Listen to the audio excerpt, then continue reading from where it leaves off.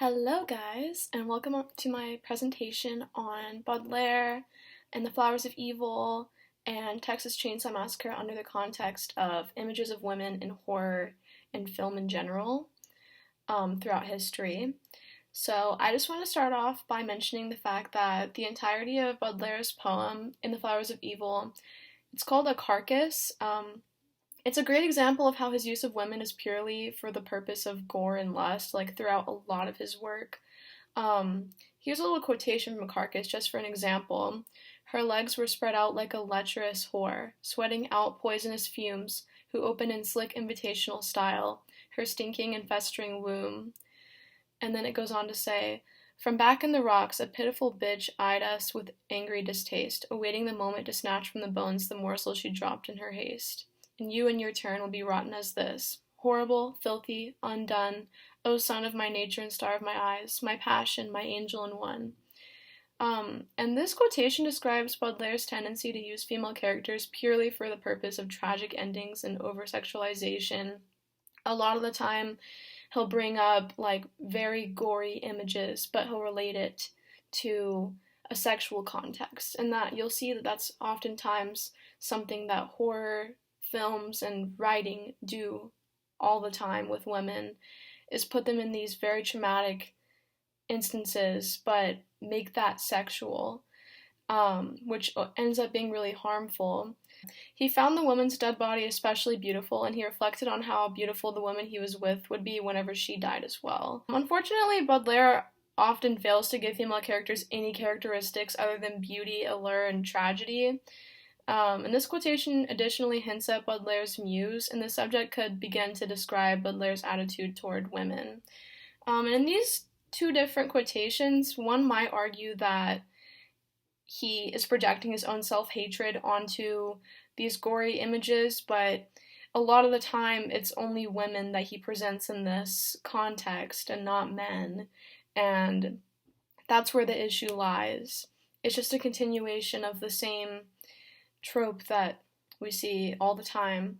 And although some may consider Tobe Hooper's 1974 film, The Texas Chainsaw Massacre, to be more progressive in comparison with other horror films in their treatment of women, it still presents a glaring issue.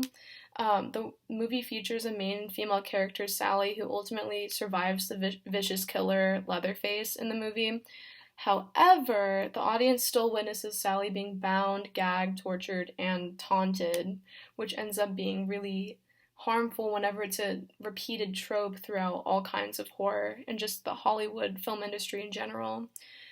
Within Baudelaire's works, the most glaringly obvious examples of sexist presentations of women exist simply within the language he uses when he describes them. The descriptions are almost purely either sexually charged or related to gore, torture, and pain experienced by the female subjects that he's talking about. And the words he chooses in describing them rarely give the woman depth or personality beyond surface level qualities, which is another thing you see all the time, and it ends up being really harmful. However, the male characters often exhibit meaningful qualities, and their characters usually come off very well thought out.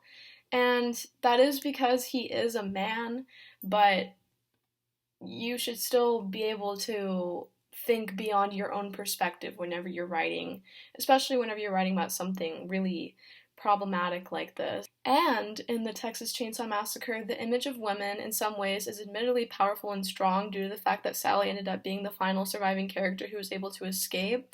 But this ending could have been achieved without Sally's extreme torture being shown, without holding back to the audience. Like, it showed it in full detail. Very shocking image to see. Mainly the issue in this movie is presented through the gory visuals, which are shown without shame. And the audience sees Sally in extremely degrading situations in ways which were previously mentioned, being tied up and tortured, and she was all bloody. And this is so common throughout the horror film industry, and oftentimes it's much more harmful than helpful for the growth of society's perception of women. It just feeds into the same concept that people with sexist tendencies are looking for. It would be a different story if the horror industry either showed other genders in the same context, perhaps just it's always specifically women that you see in these situations, or if the sexual aspect of this trope was taken away. It's always tied in with sex in some way. In analyzing Baudelaire's vision of women, it may be helpful to consider his background. In Femi Oyebode's journal article titled Baudelaire and the Flowers of Evil, he had a good relationship and a great love for his mother, but despite this, their relationship was unstable and there were periods where they didn't talk. Additionally, Baudelaire had a few other women in his life, but one which seemed to stand out to him was Jean Duvall. In one writing, it becomes evident that Baudelaire believed that Jean didn't care for him or his passions, but despite this, they were together for 14 years. Since it's believed that Jean was his muse, it's worth noting that she was both French and Haitian. It's only worth noting because oftentimes sexism and other issues actually tie together with things like racism. And in the journal article, Baudelaire, Nietzsche, and the Malicious Muse, Jeffrey Myers notes that the situation of Baudelaire having a person of color for a muse, yet putting her characters into terrifying situations, is not uncommon. Shakespeare additionally exhibited this with his muse, the Dark Lady of the Sonnets. Both this character and Baudelaire's Duvall are described as satanic women who drive their lovers to damnation. That's like a quote from the journal. It's apparent that Baudelaire wrote quite sexist things about women throughout his life, likely partly due to his anger towards Duvall, but also because of the sexism which traditionally existed during this time period to begin with, which was like the 1800s. In the journal article, Modernity Revisited, Past and Present Female Figures in the Poetry of Banville and Baudelaire, Elaine Dalmolin additionally notes that Baudelaire had detailed the beauty he found in the human body in general, and the significance it held in his work, and that by presenting women in this way, he was attempting to break down social norms and present new concepts of women to the public. While his presentation of women did stray from the gentle, traditionally beautiful aesthetic, which was expected from women at the time, it did so in a more dangerous way rather than in a purely creative way. Another way to explore Baudelaire and his intentions with his presentation of women would be to find out who he was inspired by. According to Jonathan Kohler, in his journal article titled Baudelaire and Poe, it's notable that Baudelaire was heavily influenced by Edgar Allan Poe, another horror poet from the 1800s, because Poe was additionally known for writing women in the exact same way as Baudelaire, very degrading. Not only was Baudelaire a very big fan of Poe, but he was one of the most notable translators for Poe's work at the time. Poe additionally had a habit of writing women as sexual objects or as objects of gore and torture, but he rarely gave their personalities much thought outside of that. Chatterjee's article, Baudelaire and Feminine Singularity, brings up the counter-argument that Baudelaire actually helps feminism with his writings and descriptions of women by opening up new possibilities for what a woman could potentially be. They state specifically that he consistently demonstrates openness to strangeness as a singularly feminine strain of possibility in an effort to liberate thought from its dependence on stale ideas of unity and universality. Considering another point of view is definitely helpful in researching the images of women in horror, but it seems important to also note that his seemingly innovative ideas about breaking the boundaries of female gentleness ultimately did more harm than good. David Carrier's Baudelaire's philosophical theory of beauty outlines how Baudelaire defined beauty. They state that the eternal beauty found in old master art and the beauty of images from contemporary life explains this, and that he was trying to break the boundaries of what commonly defined beauty, specifically in a woman. This attempt to break boundaries was simply not done in a way which creates positive change, mostly because this wasn't even what he was aiming to do in the first place. Kenisha Brooks' Black Women's Hauntings of Contemporary Horror provides details of how Black women could have historically been presented in horror, which is relevant under the context of Baudelaire and his muse.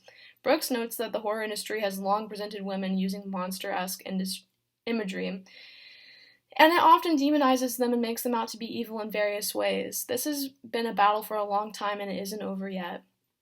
In Masochism and Representation in Modern Horror, a journal article by Celestino Alcala, they mention the fact that a lot of the time horror and the Hollywood film industry in general truly don't achieve feminism. Rather, they make it appear that way by using token feminism tropes which only scratch the surface of the issue at hand. And simply giving a woman power in a film isn't enough to conquer the objectification of women in the media, especially whenever these powerful characters are still often villainous, evil, or overly sexualized in general, and this contributes to the idea that movies like the Texas Chainsaw Massacre aren't truly tackling any issues at all, rather making it appear that they are. Just because a woman is given a more powerful position than usual doesn't excuse the continuation of the female torture trope that we often see. Kenisha Brooks' The Importance of Neglected Intersections, Race and Gender in Contemporary Zombie Texts and Theories further underlines the issue of sexist tropes within horror and the film industry as a whole. They urge that within works of art, one must not only focus on one's gender or only one's race, as both issues oftentimes contribute to each other. And oftentimes, also, media is written from a white male's point of view, which is extremely exclusionary. Brooks specifically notes that this practice propagates the Western hierarchical framework of privileging the experiences of the white male. Brooks' ideas highlight the fact that Baudelaire's harmful decisions of women were most likely also inspired by other factors such as racism. So overall, upon thinking about all these different ideas that would go into consistently masochistic and sexist imagery of women, which not only degrades, over-sexualizes, and dumps down women as a whole, it seems that a lot of these instances came from an intricate perspective. Some of the time, it seems that these depictions occur simply as a result of sexism which existed and still exists within society, but other times they occur because the writers are attempting to take away the generic softness, which historically comes with femininity. But these attempts aren't always helpful. There's a difference between truly giving female characters substance and the power and simply taking away one small traditional value which sexism gives women. Doing this isn't feminism. It's fake feminism that attempts to convince the audience that they're being progressive with their work. This is especially true within Hollywood, which you can see in movies like the Texas Chainsaw Massacre, which give the idea that society is progressing toward media, which is less fixated on the male's point of view. But they really don't. And under the context of Baudelaire, it seems that the joy and beauty he found in women's corpses and states of pain simply came from a place of resentment towards his muse and towards women as a whole. He didn't really ever give their characters much substance or meaning either, which is still common today throughout all kinds of media. A lot of times as well, which can be seen when looking at the story of Baudelaire, the issue doesn't simply lie within sexism. It's also an issue of racism, which demonizes women of color and takes away their experiences of the world, instead dumbing them down to the most stereotypical tropes which harm society by feeding a lot of problematic tropes. And these things are worth considering in a world where so many people are looking for something to feed into, validate, and encourage their own problematic beliefs. We can't keep on trying to break down the softness which is associated with femininity by putting women into gruesome sexualized situations, demonizing women of color, and giving their characters no substance other than sex appeal.